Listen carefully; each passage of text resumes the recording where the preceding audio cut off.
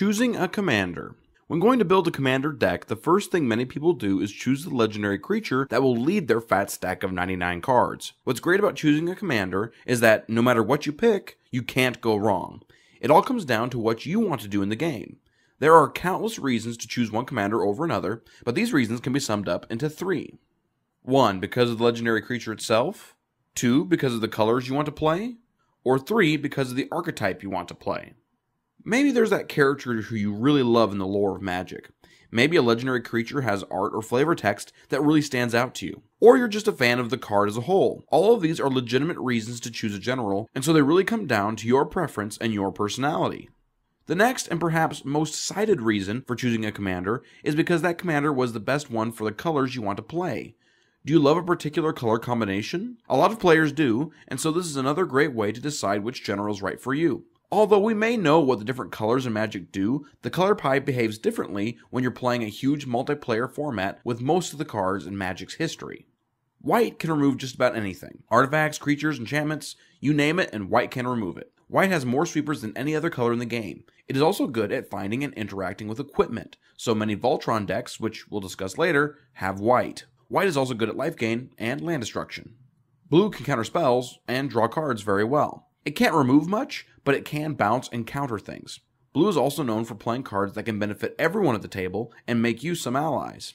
It is also good for mill, artifact manipulation, instant and sorcery recursion, creature flickering, and taking extra turns. Black's most powerful ability in Commander is tutoring, but it is also the second best color for card draw. It is also infamous for having the second best mana production in the format with the help of Cabal Coffers and Urborg. Black has a host of creature removal spells and a fair number of sweepers. It's also great for reanimation and creature recursion, and of course, discard. Red has lots of powerful Pay X burn spells and several burn sweepers. It has a lot of good artifact and non-basic land hate. Red is probably one of the best token generating colors with tons of ways to pop out goblins and swarm the table. It is also a good color for chaos cards, hate cards, land destruction, and cheap hasty beaters. Green can ramp like crazy in Commander. It is also the color of +1/+1 counters and tokens, with tons of cards that produce both, along with Doubling Season to make those cards even better. It's also good for artifact and enchantment hate, regrowth effects, and creature tutors. Oh, and as always, green is the color of huge and scary beaters, some of which are among the best in the format. Just like any format of Magic, there are tried and true deck archetypes in Commander. A majority of those archetypes exist in other formats as well, so if you have a favorite archetype that you want to play, you can find the best legendary creature for the job to be your commander.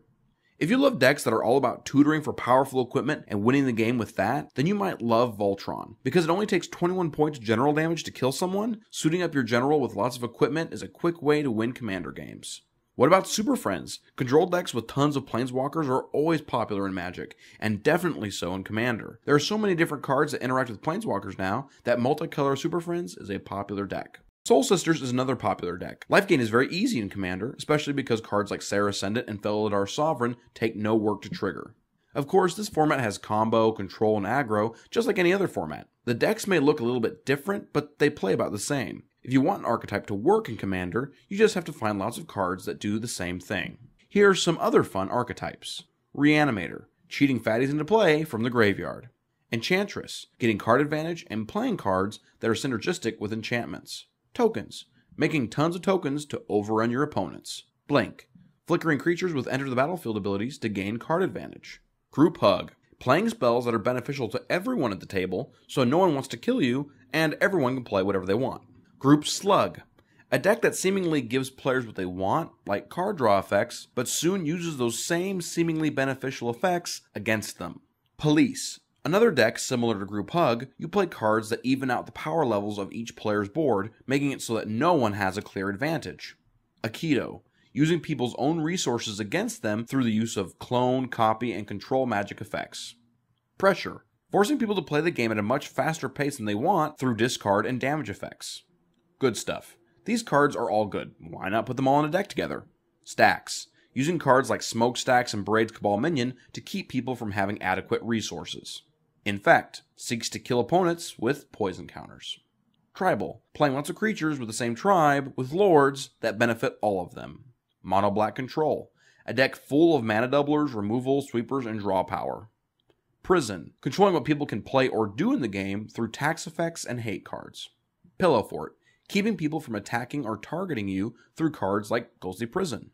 A theme deck. This deck can contain any of the aforementioned archetypes, but also carries a theme in the card choices for the deck. Maybe the deck has a Nicol Bolas theme where you can put in as many Nicol Bolas related cards as possible. Or maybe a cowboy theme where you only play cards with art of characters on horseback.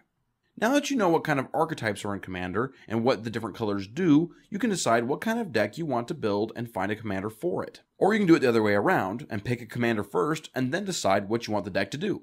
There is no right or wrong way to build a deck. The real difference between Commander and other formats is the social nature of the format. Unlike competitive formats, if people don't like you and what you play, they don't have to play with you. It is very easy to build an incredibly broken deck in this format, or you can also play a fun casual deck, so you should decide where on that continuum you want to be. Many people build Commander decks by throwing a bunch of their favorite cards into a deck, but if you prefer a little more planning before you sleeve up a deck, then check out our next video, where we talk about Commander deck building basics.